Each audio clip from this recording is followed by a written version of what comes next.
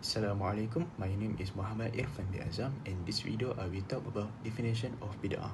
Bid'ah means something new in religion that was not taught by Prophet Muhammad sallallahu alaihi wasallam or found in the Quran and Sunnah. Some scholars like Imam Al-Nawawi divide bid'ah into two types. Good bid'ah, such as new things that help the religion without going against Islamic teachings, and bad bid'ah, which change or add to acts or of worship. However, other scholars like Imam Malik say that all bid'ah is wrong, based on the Prophet's saying, every bid'ah is misguidance and every misguidance leads to the fire, narrated by Muslim. Therefore, we should be careful and follow only what is taught in the Quran and Sunnah. That's all for me. Bismillahirrahmanirrahim. There are several causes that lead to heresy in Islam. The heresy has been debated for a very long time between scholars, but today it became a very big issue. The first factor is lack of knowledge about heresy categories. We should know there are two type categories, bid'ah hasanah and bid'ah dolalah. These two types important to know because it will determine is it allowed in Islam or not allowed. For example, using technology in Islam is allowed and it categorized as a bid'ah hasanah. The second factor is diverging interpretation of religious texts and the influence of extreme ideologies. The meaning that scholar interprets it also play a crucial role. That's why we have 4 mazhab in Islam. Other than that, the extreme ideologies that always want to find a loophole in Islam. Not only it create an issue between Muslims, it also obstruct of understanding of heresy. That's why knowledge is important to counter these ideologies. Bismillahirrahmanirrahim. Assalamualaikum warahmatullahi wabarakatuh. My name is Najihah binti Abdul Halim. My matrix number is 1231502. Okay, now let us look at my part. And it was example of bid'ah or heresy in misunderstanding of bid'ah in Islam.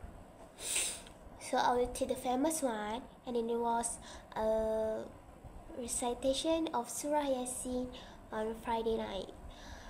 Why is being misunderstanding as bid'ah? Because Nabi Muhammad SAW didn't specifically do at that night only, but we can perform it because Surah Yasin is a heart of Quran. Okay, that is all for me. But there's still another example that we can take a look. For example, like Walimatul Urus, that Quran. What we know only akad, right?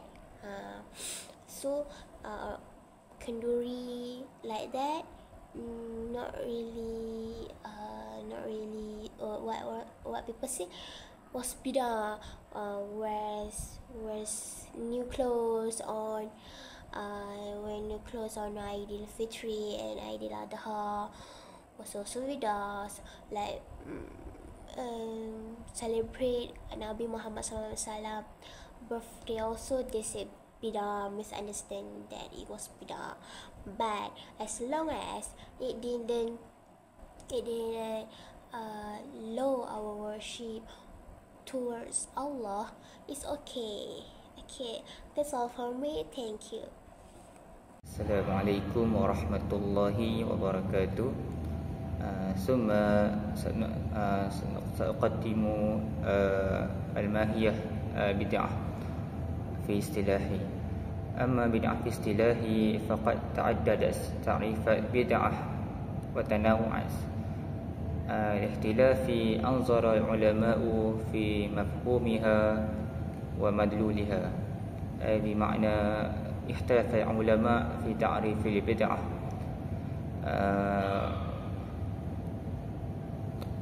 وفمنهم من وسائل مدلولها حتى أطلقها على كل متحدث من الأشياء ومنهم من ضيق ما تدل عليه فنتقلص بذلك ما يندرج تحته من الأحكام.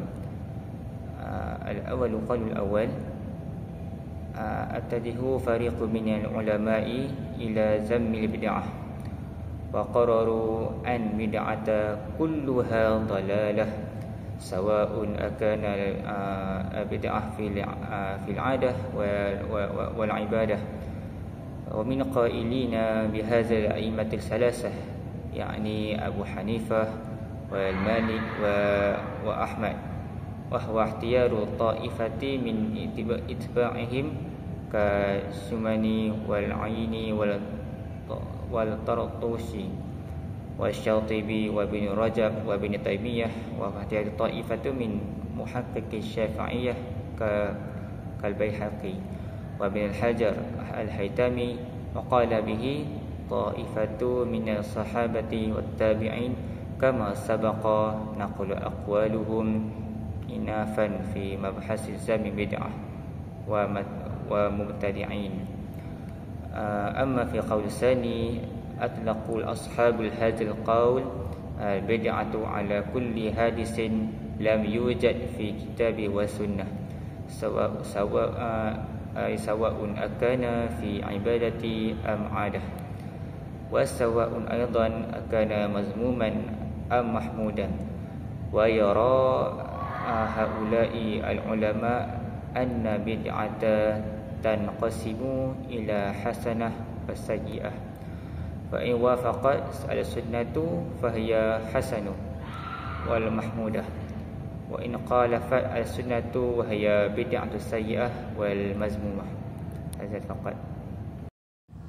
My name is Mardia binti Aslan. My metric number is 1231496. So my part is how to overcome the problem of misunderstanding heresy or bid'ah in Islam. Firstly, understanding understanding the substance of worship. Naturally, we must first comprehend the content of the worship we will be performing before we can begin to perform it. This is so we can understand what our worship is, as well as function and purpose as stated in the Quran and Sunnah. We will stay on the path of worship and avoid straying if we understand the substance. Secondly, consulting worship professionals. It cannot be reckless in obeying our command. Therefore, if there are any information or expertise about worship that we are unaware of, we should consult a knowledgeable and reliable expert like ulama, ustad, Abu Somad, or so on. This keeps scholars from becoming reckless in their knowledge. And for the third points, I will pass to the next presenter. Thank you. The third way in overcoming bid'ah in the Muslim community is by spreading religious knowledge. Religious knowledge can protect the Muslim community from the threats of distorted beliefs that would lead them into bid'ah innovations in terms of faith. Amongst the Muslim community, there are those who do not acquire the true and correct religious knowledge to the extent that the religious knowledge could not be disseminated to the Muslim community.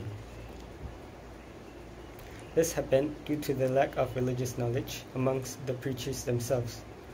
Thus, religious authorities and scholars could not detect for the threats of distorted beliefs that emerge through various mediums.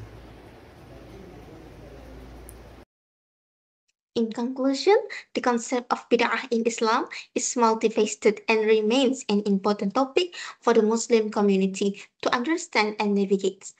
To overcome these misunderstandings, it is crucial for Muslims to engage in sound religious education and seek guidance from knowledgeable scholars who are well versed in both Sharia law and Islamic tradition.